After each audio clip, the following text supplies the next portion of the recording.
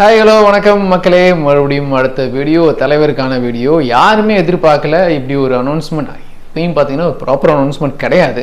But Telugu மீடியாக்கள், தெலுங்கு மக்கள் பார்த்தீங்கன்னா பயங்கரமாக அதை பற்றி பேச ஆரம்பிச்சிருக்காங்க. பல வருடம் கழித்து சூப்பர் ஸ்டார் மறுபடியும் நம்ம ஊருக்கு வந்து நம்ம ப்ரொடக்ஷனில் நடிக்க போகிறாரு அப்படிங்கிற டாக் அங்கே பயங்கர காட்டுத்தியா பரவிட்டு இருக்கு. ஜனனி, எக்ஸைட்மெண்ட்ல உங்களுக்கு கொஞ்சம் ஸ்லிப் ஆற மாதிரி அப்படி இல்லை, நம்ம எதிர்பாராத ஒரு அனௌன்ஸ்மெண்ட் ரொம்ப ஹாப்பியாக தானே இருக்கும். நம்ம இந்த பக்கம் நினச்சிட்டு இருந்தோம், லைக்கா கூட பேசிட்டு இருக்காரு. ப்ளஸ் ஒரு பக்கம் வேல்ஸ் ஃபிலிம்ஸ் இன்டர்நேஷனலோட எப்போனாலும் அனௌன்ஸ்மெண்ட் வரலாம். பட் மைத்திரியோட நான் ஆமாங்க, நீங்க இல்லைங்க, நான் ஒரு தடவை வெளியில் நான் தனியாக பேசினேன். மைத்திரி வந்து தலைவருடைய அடுத்த படத்தை ப்ரொடியூஸ் பண்றதுக்காக பேச்சுவார்த்தையில் இருக்காங்க. இன்ஃபேக்ட் மைத்திரி அதில் வந்து ஃப்ரண்ட் ரன்னர்ல இருக்காங்கன்னு கூட நான் சொல்லியிருக்கேன். பார்த்தீங்கன்னா 2 வாரத்தில் மறந்துட்டேன். ஸோ நம்ம ஆல்ரெடி பேசினது தான். பட் இவ்வளோ சீக்கிரம் தெலுங்கு மீடியாக்கள்ல இருந்து ஒரு பரபரப்பான செய்தி வரும்னு யாருமே எதிர்பார்க்கல. ஆனா அதே சமயத்துல அந்த டைரக்டர் பத்தியும் ஒரு இதை சொல்லியிருந்தாங்கல்ல, அது உண்மையா இருக்க வாய்ப்பு இருக்கா? வாய்ப்பு இருக்கு. ஆக்சுவலி அது நடந்திருக்கு போல இருக்கு. ஏன்னா நேற்று ஈவினிங் தான் பரபரப்பாக இந்த மாதிரி வந்துச்சு. அங்கே வந்து ஒரு முக்கியமான ஒரு எக்ஸ் தளத்தில் ப்ளஸ் சினிமா பற்றி அதிகமாக அப்டேட் கொடுத்துட்டு இருக்கிற ஒரு சினிகான் எக்ஸ்க்ளூசிவ் அவங்க தான் இந்த நியூஸை போட்ட உடனே அங்கே இருக்கிற இன்ஃப்ளூயன்சஸ் நிறைய பேர் இதை வந்து ரீட்வீட் பண்ணாங்க. ப்ளஸ் உண்மைதாங்க, மைத்திரி, ரஜினி சார், அதுக்கப்புறம் பார்த்தீங்கன்னா அவர் என்ன ஆத்ரேயாவா, விவேக் ஆத்ரேயா, இந்த காம்பினேஷன் அடுத்த படம் சொல்லி தெலுங்கு சேனல்ஸில் பயங்கரமாக வந்ததுக்கப்புறமா தமிழ்லையும் அதை பற்றி பேச ஆரம்பித்தாங்க. ஸோ கிட்டத்தட்ட அது உண்மையாக தான் இருக்கணும். சும்மா ஒரு ஹம்பக்கான விஷயம் இவ்வளோ பரபரப்பாக அங்கே இருக்கிற மீடியாக்களில் வராதுல்ல. எனக்கு வந்து மைத்ரி மூவி மேக்கர்ஸ் அது வந்து நம்ம ஏற்கனவே டிஸ்கஸ் பண்ணிட்டோம், இது வாய்ப்பு இருக்கு. பிகாஸ் எல்லா ப்ரொடக்ஷன் ஹவுசஸ்க்குமே அவரோட அடுத்த ஒரு ஃபிலிம் பண்ணணும் அண்ட் அவரோட பீக்ல இருக்காரு. ஸோ அடுத்தடுத்து படங்கள் கமிட் ஆறாரு, இதுக்கு ஒரு இதுவே இல்லை அப்படிங்கிற மாதிரி இருக்கு. ஆனா என்னன்னா இந்த டைரக்டர் 4 படம் தான் பண்ணியிருக்காரு. அண்ட் 4 படமே இப்போ சூப்பர் ஸ்டாருக்குன்னு ஒரு இது இருக்குல்ல, ஒரு எலிமெண்ட்ஸ் இருக்குல்ல, கமர்ஷியல் எலிமெண்டா, அது எதுவுமே இல்லாத மாதிரியான ஒரு ஃபீல் எனக்கு இருக்கு. இல்லை அப்படி சொல்லிட முடியாது. ஏன்னா விவேக் ஆத்ரேயா வந்து முதல் 2 படம் வந்து சின்ன பட்ஜெட், ஒரு நல்ல ஒரு ராம்காம் மாதிரி ஒரு லவ் ஸ்டோரி. 3வது படம் பார்த்தீங்கன்னா நசரியா அண்ட் நானியை வச்சு ஒரு டீசெண்டான அது ஒரு வேற ஒரு ஃப்ளேவர் லவ் ஸ்டோரி கொடுத்தாரு. பட் இதுக்கு முன்னால் நானியை வச்சு action film Sanivaaram, Saripodhaa Sanivaaram, okay, ஏதோ தமிழ்லையும் டப் பண்ணி ரிலீஸ் பண்ணாங்க. நானியை பொறுத்த வரைக்கும் அந்த படம் நல்ல ஹிட். ஃபர்ஸ்ட் டைம் வந்து விவேக் வந்து ஒரு ஆக்ஷன் ஃபிலிம் பண்ணாரு. ஜேனரே வித்தியாசமான ஜேனர் தான், வழக்கமான ஒரு ஜேனர் அப்படி எடுத்துக்க முடியாது, கம்ப்ளீட் மசாலா ஃபிலிம்னு எடுத்துக்க முடியாது. ஒரு சின்ன ஒரு ஒரு ஒரு ஹூக் மாதிரியான ஒரு விஷயம் உள்ளே இருந்துச்சு. Plus S J. சூர்யா நடிச்சிருந்தாரு. சொல்ல முடியாதுங்க நமக்கு வந்து இவர் வந்து ஃபர்ஸ்ட் எனக்கு தெரிஞ்சு மைத்திரி கதை சொல்லியிருக்கலாம். மைத்திரி வந்து ரஜினி சார்ட்ட ஆல்ரெடி பேசி வச்சிருக்கலாம். இவங்க வந்து ரஜினி சார் கதை சொல்லுங்கன்னு சொல்லி ஓகே இருக்குன்னு நினைக்கிறேன். அப்படிதான் இருக்க வாய்ப்பு இருக்கு. ஓகே. ப்ளஸ் நான் கேள்விப்பட்டேன் என்னன்னா இப்போ அடுத்தடுத்து 2 படம் பண்ணியிருக்காரு பார்த்தீங்கன்னா, ஒன்று கூலி முடிஞ்சு, இன்னொன்று ஜெயிலர். ரெண்டுமே பெரிய படங்கள். நிறைய locations, high active fight sequence அதிகமாக இருக்குது இந்த 2 படங்கள்லையுமே. அதில் ஜெயிலர் 2 வந்து கூலியோட பெரிய படம். அதனால அந்த படத்தை முடிச்சுட்டு அடுத்து 2 சின்ன படம் பண்ண போறாருன்னு நான் கேள்விப்பட்டேன். அதுல ஒன்று வந்து குயிக்கியா முடிக்கிற மாதிரி ஒரு ஜாலியான படமா இருக்கலாம், காமெடி படமா இருக்கலாம், நான் கேள்விப்பட்டது. ஏன்னா கார்த்திக் சுப்ராஜ் ஒரு விஷயம் சொன்னார் பார்த்தீங்களா, ரஜினி சார் வந்து ஒரு ஸ்டேஜில் வில்லேஜ் படம் பண்ணணும்னு முடிவில் இருந்தார். நான் ஒரு கிராமத்து கதை சொன்னேன், ஆனால் அது ஒர்க் அவுட் ஆகலை. அதுக்கப்புறம் பார்த்தீங்கன்னா சிறுத்தை சிவாவோட ஒர்க் பண்ணார். ஸோ அவருக்கு மைண்ட் செட்டில் இருக்கு அடுத்து வந்து ஒரு கிராமத்து படம் பண்ணலாம். ஒரு தோணுல, ஒவ்வொரு ஹீரோக்கும் தோணுல ஒரு பிரேக் எடுக்கிற மாதிரி ஒரு வேற ஜேர்னலில் படம் பண்ணலாம்னு சொல்லி அப்போ ஒரு விசுவாசம் பார்த்துட்டு அவருக்கு அந்த கதை பிடிச்சி பண்ணிட்டார். ஸோ ஒருவேளை அடுத்த தலைவருக்கு வந்து நான் கேள்விப்பட்டது தான் ஒரு ஜாலியான ஒரு படம் பண்ண போறாரு. ரொம்ப நாள் ஆச்சு அந்த மாதிரி படம் பண்ணி. இல்லை அதுதான் அந்த என்ன சொல்றது, அது ஒரு எபிசோட் மாதிரி.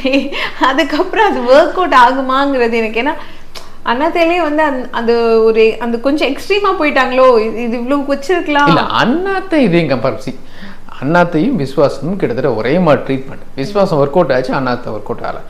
அது எந்த படம் எப்போ ரிலீஸ் ஆகுது, எந்த சமயத்தில் ரிலீஸ் ஆகுதுங்கிறதுலாம் இருக்குல்ல.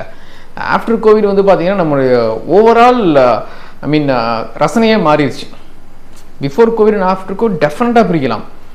ஆஃப்டர் கோவிட் வந்து எல்லா பெரிய ஹீரோக்குமே ஒரு சர்க்கிள். ஏன்னா மக்கள் ரசனை மாறிடுச்சு, வேற ஜேனருக்கு புஷ் பண்ண ஆரம்பிச்சிட்டாங்க மக்கள். ஸோ அதையும் இதையும் எடுத்துக்க வேணாம், நான் சாய்ஸஸ் சொல்கிறேன். ஒரு ஹீரோ வந்து ஒரு வித்தியாசம், வேற படம் நான் ஒரே மாதிரி பண்ணிட்டு இருக்கேன், ஒரு படம் அவுட் ஆஃப் தி பாக்ஸ் மாதிரி படம்னு நினைப்பாங்கல்ல, அந்த மாதிரி சொல்றேன். அது கண்டிப்பா நல்ல விஷயம் தான். அதுவும் ஒரு யங் டைரக்டருக்கு வாய்ப்பு கொடுக்கறதோ, இப்போ டிஃப்ரெண்டான ஒரு ப்ரொடக்ஷன் ஹவுஸ் பண்றதோ ரொம்ப நல்ல விஷயம் தான். ஆனா என்னன்னா அது கரெக்டா அவங்க யூட்டிலைஸ் பண்ணிக்குவாங்களா அந்த ஸ்டோரியில, அதுதான் ரொம்ப டவுட்ஃபுல்லா இருக்கு. அது கதை கேட்காம ரஜினி சார்லாம் வந்து டீட்டெயிலாக ஃபுல் கதையும் கேட்குற ஒரு ஆள். சும்மா ஒன்லைன் மட்டும் சொல்லிட்டு போங்கல்ல, கதை கேட்டு ஒவ்வொரு சீன் பை சீனாக கேட்பாரான் அவர்லாம். ஒரு 2.5 hours மூவினா 2.5 hours ஒரு கதை சொல்லும். ஸோ அதெல்லாம் கேட்டு உள்வாங்கிட்டு அவர் நிறைய இன்புட் கொடுப்பாரு. ஸோ அதில் ஒரு சிலது ஒர்க் அவுட் ஆகும், ஒர்க் அவுட் ஆகாம போகும். பட் நான் வந்து அப்படி எடுத்துக்க முடியாது. அவர் இதுக்கு முன்னால் படத்தை பண்ண படங்களை வச்சு, ஏன் நெல்சனே எடுத்துக்கங்களேன். நெல்சனுக்கு வந்து பார்த்தீங்கன்னா ஓகே, கோலமாக கோகிலா, அப்புறம் கொஞ்சம் மேலே டாக்டர், அதுக்கப்புறம் பீஸ்ட் பண்ணார். பீஸ்ட் வந்து அவருக்கு பேக் ஃபயர் ஆச்சு, அவரே வேறு மாதிரி இருந்தார். அப்போ தானே அவர் இந்த வாய்ப்பு கொடுத்தாரு. ஜெயில கேட்க வேணுமா என்ன? கார்த்திக் சுப்பராஜுக்கும் பேட்டைக்கு முன்னால் பார்த்தீங்கன்னா 2 படம் பெருசாக போகல. அதுவும் மெர்க்குரி படம் வாஷ் அவுட், அந்த சமயத்தில் தான் கூப்பிட்டு பேட்டை படங்கன்னு சொன்னார். ஸோ அப்படி இல்லை. இப்போ ரீசெண்டாக மேடையில் சொன்னார் பார்த்தீங்களா, எப்போது வேட்டை என்ன இப்போ தான் சொன்னார், ஒரு ஹீரோ வந்து எந்த இயக்குனரோட சேர்ந்து படம் பண்ணுறாருங்கிறத பொறுத்து தான் அந்த படத்துக்கான ஹைப் வருது அப்படின்னாரு. ஸோ இப்போ நம்ம நினச்சிட்டு இருக்கோம்ல, விவேக் என்ன பண்ணிடுவாருன்னு சொல்லிட்டு, நம்மளை சர்ப்ரைஸ் பண்ணுற மாதிரி ஃபர்ஸ்ட் லுக் வந்துச்சுன்னு வச்சுங்களேன், டோட்டலாக வரைக்கும் பார்க்காத ஒரு ஃபர்ஸ்ட் லுக் வந்துச்சுன்னு வச்சுக்கோங்க, அப்போ டக்குன்னு அந்த படத்தை பற்றின ஹைப் வந்துடும். காம்போ தான் எப்பவுமே. இப்போ இல்லை, நீங்கள் சொல்கிறது உண்மைதான்.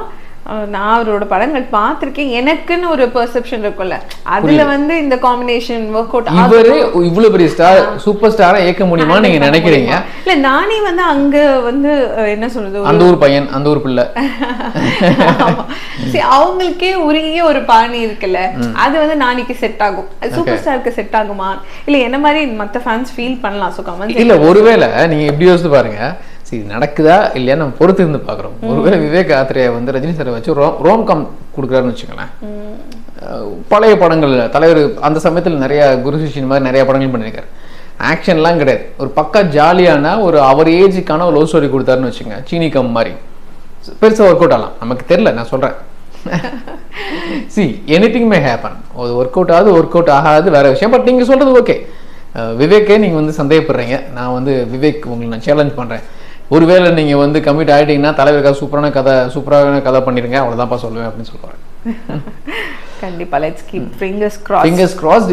ஏன் இப்போ வந்து மைத்திரி இந்த பக்கம் வராங்க அப்படின்னா, தமிழ்நாட்டில் ஹை பட்ஜெட் ஃபிலிம்ஸ் எடுக்கிறதுக்கு இப்போ ஆட்கள் இல்லை. சன் பிக்சர்ஸ் தான் இருக்காங்க. அதுவும் தலைவர் வச்சு பேக் டு பேக் 2 படம் பண்ணிட்டாங்க. இந்த 2 படத்தினுடைய ப்ரொடக்ஷன் வேல்யூ மட்டுமே எனக்கு தெரிஞ்சு ஒரு 700+ crores இருக்கும். அது இல்லாமல் அடுத்த படம் அல்லு அர்ஜுன் வச்சு பண்ணுறாங்க.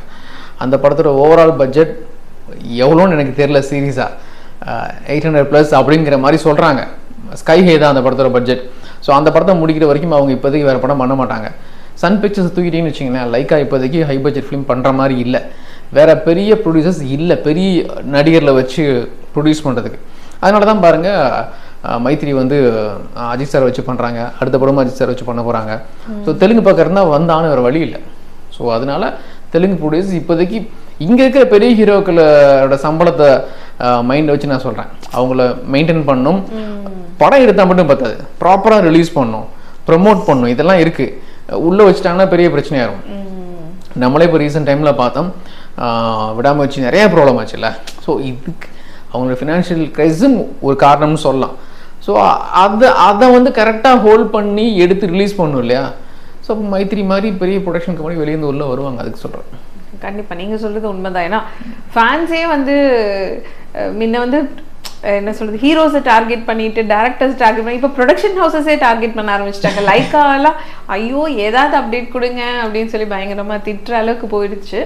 ஸோ பார்க்கலாம், இது நடந்துச்சுன்னா என்னோட ஒரே கேள்விக்குறி இல்லை எக்ஸ்க்ளமேட்டரி மார்க்கு அதுதான். இல்லை, எனக்கு தெரிஞ்சு ரஜினி சார் வந்து 2 படங்கள் கமிட் ஆக வாய்ப்பு இருக்குது. ஏன்னா இந்த 2 படங்களுமே இப்போ இருக்கிற மாதிரி கூலி ஜெயிலர் 2 மாதிரி அது பாட்டுக்கு ஒரு 7-8 மாதம் 1 வருஷம் ஷூட்டிங் போக வாய்ப்பு இல்லை.